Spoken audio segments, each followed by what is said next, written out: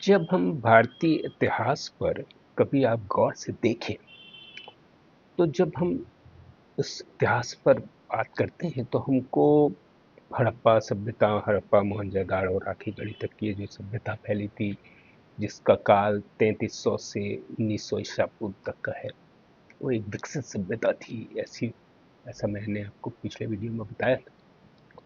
और आर्यों का यूरोप से आगमन भारत भूमि पर 15वीं शताब्दी ईसा पूर्व हुआ। और उनकी भाषा संस्कृत थी और ऋग्वेद की रचना है, जो पहली किताब मानी जाती है संस्कृत की, उसकी रचनाएं उसी काल में हुई। तो अगर हम हड़प्पा, जो कि एक विकसित सभ्यता थी और एक उत्पादक सभ्यता थी, उसके बरक्स जब हम उससे आगे के इतिहास पर बात करते हैं तो हमको हमारे सामने राजा हैं, ब्राह्मण है, द्विजवर्ग है, मंदिर हैं और ग्रंथ हैं। लेकिन इस पूरे पीरियड यानी वैदिक साहित्य के अध्ययन से हमको ये नहीं, उस वक्त व्यक्ति के बारे में नहीं पता चलता जो खेत जोतता है, जो चमड़ा पकाता है, जो औजार बनाता है, जो घर बनाता है। आखिर क्यों? वह इतिहास या साहित्य के वैदिक साहित्य में क्यों दिखाई नहीं देता? यही सवाल प्रोफेसर कांचायलैया शेफर्ड ने अपनी किताब शूद्र विद्रोह ताकि बन सके आत्मनिर्भर भारत में उठाया है, जो अभी 2025 में फॉरवर्ड प्रेस ने प्रकाशित की है। और इस वर्ष जो अंतर्राष्ट्रीय पुस्तक मेला दिल्ली में लगा, उसमें काफी चर्चित किताब ये रही है। यह पुस्तक भारतीय समाज और इतिहास को समझने के इच्छुक हर व्यक्ति के लिए एक जरूरी किताब है। इसलिए मैंने पिछले दिनों ये तय किया कि मैं अपने पाठकों और दर्शकों के साथ इस पुस्तक को अध्यायवार यथासंभव सरल भाषा में समराइज करके, छोटा करके प्रस्तुत करने की कोशिश करूंगा, ताकि वो किताब की विषय वस्तु से परिचित हो सके और इससे उनमें अगर इंटरेस्ट जगे तो वो किताब को पढ़ भी सकते हैं। कांचायलैया शेफर्ड की जो ये किताब जिसकी बात मैं कर रहा हूँ, उसके पहले अध्याय को अगर हम गौर करें तो उसके मुख्य तर्क क्या है। वो कहते हैं कि शूद्र संभवतः हड़प्पा सभ्यता में उत्पादक वर्गों के लिए इस्तेमाल किया जाने वाला शब्द रहा होगा और एक सम्मानजनक शब्द रहा होगा, क्योंकि शूद्र कोई जाति नहीं है, बल्कि यह एक उत्पादक वर्ग है। और उत्पादक वर्ग के लिए ही शूद्र शब्द का प्रयोग होता था और यह एक सम्मानजनक शब्द था। ईसा पूर्व 15वीं शताब्दी में जब आर्य भारत आए, तब भारत में वैदिक सभ्यता की शुरुआत हुई और इसी समय ऋग्वेद की रचना संस्कृत में हुई। आर्यों की भाषा संस्कृत थी तथा वो पशुपालक और आक्रामक लोग थे। संभवतः यही कारण है कि आप अगर गौर करें तो हमारे ये जो हिंदू देवी देवता हैं, उन सभी के हाथों में कोई न कोई अस्त्र होता है। इसके बरक्स अगर हम अन्य सभ्यताओं में जाते हैं, जो अन्य धर्म, जीवित धर्म हैं, उनके धर्म गुरुओं या जो उनके मुख्य प्रवर्तक लोग हैं, उनकी या देवी देवता हों, उनमें हमको कहीं भी इस तरह का नहीं दिखाई देता। भारत भूमि में आर्य जब आए और स्थायी रूप से यहाँ बसना शुरू किया, तो ज़ाहिर तौर पे यहाँ पहले भारत भूमि में जो लोग रहे होंगे, उनसे उनका संघर्ष हुआ होगा।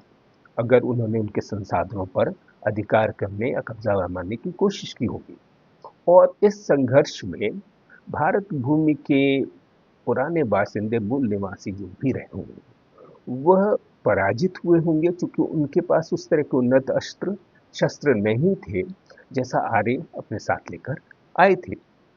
और धीरे धीरे करके उन्होंने यहाँ के लोगों को अपने अधीन कर लिया होगा।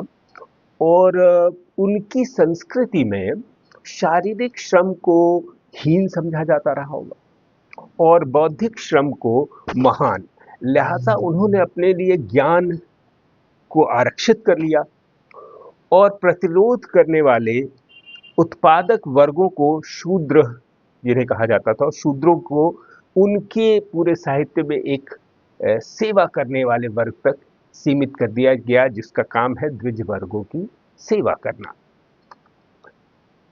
प्रोफेसर इलैया का आगे लिखते हैं कि उन्होंने भारतीय इतिहास के जो कालखंड है उसके हिसाब से उन्होंने कहा कि 15वीं शताब्दी ईसा पूर्व से रचे गए वैदिक साहित्य में शूद्र का मतलब है सेवा करने वाला द्विज वर्णों की, लेकिन जिसकी सेवा का कोई मूल्य नहीं देना है। गौर करिएगा, सेवा करने वाला है शूद्र, लेकिन उसकी सेवा का कोई मूल्य नहीं देना है। मध्यकाल को अगर आप बहुत बिंदुवार में कह रहा हूं तो मध्यकाल में भी उत्पादन करने वाला कौन है? शूद्र है। लेकिन कर और सम्मान किसको मिलेगा? शासक वर्गों को और उनके द्वारा संरक्षित द्विज वर्ग को। आधुनिक भारत में भी फैक्ट्रियों में श्रम कौन करता है? खेतों में श्रम कौन करता है? निर्माण उद्योग में श्रम कौन करता है? श्रम करने वाली सभी जगहों पर श्रम शूद्र का होता है, लेकिन नीति, विधायिका, मीडिया और विमर्श के सभी केंद्रों पर अधिकार द्विज वर्णों का है, या न्यायपालिका पर भी उन्हीं का अधिकार है। इसलिए प्रोफेसर इलैया का मत है कि आज का भारत भी संरचनात्मक रूप से ब्राह्मणवादी व्यवस्था है, ब्राह्मणवादी व्यवस्था के तहत है। और वो कहते हैं कि असली क्रांति तब आएगी जब शूद्र वर्ग, जो श्रम करने वाले लोग हैं, वह सचेत होंगे और वह विद्रोह करेंगे। लेकिन यह विद्रोह हथियारों से नहीं करना होगा, चेतना के स्तर पर करना होगा और अपने श्रम के मूल्य को समझते हुए शूद्र वर्ग को शिक्षा के माध्यम से आर्थिक आत्मनिर्भरता और वैचारिक संघर्ष में आगे बढ़ना होगा। कांचा इलैया साहब का तर्क है कि जब तक शूद्र अपने श्रम को राजनीतिक चेतना में नहीं बदलता, तब तक सत्ता नहीं बदलेगी। उनका प्रश्न है कि क्या शूद्रों के बगैर आत्मनिर्भर भारत संभव है?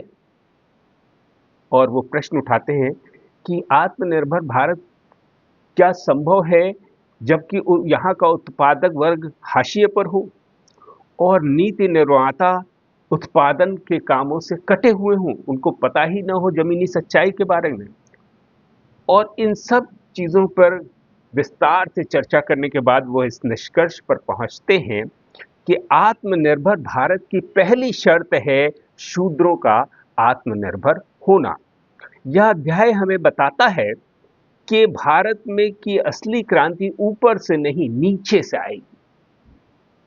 जब शूद्र अपने श्रम की ताकत को पहचान लेगा, तभी भारत और सत्ता के प्रतिष्ठानों में अपनी पहुंच और उन पर अपना वर्चस्व बनाएगा। तभी भारत सच में आत्मनिर्भर बनेगा। एक मेहनतकश वर्ग के लोगों को हाशिए पर रखकर किसी देश का आत्मनिर्भर बनना संभव नहीं है। अगर आपको यह दृष्टिकोण नया लगा हो, तार्किक लगा हो और किताब जरूरी लगी हो, या किताब के विचार पर आपकी सहमति या असहमति हो, तो कमेंट में जरूर लिखिए और वीडियो को शेयर कीजिए और चैनल को सब्सक्राइब करिए। धन्यवाद।